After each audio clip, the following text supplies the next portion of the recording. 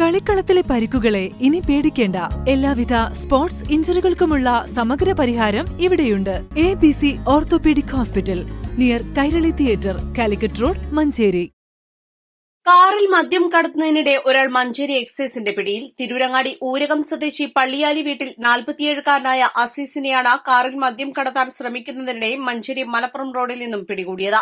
മദ്യം കടത്താൻ ഉപയോഗിച്ച കാറും കസ്റ്റഡിയിലെടുത്തു.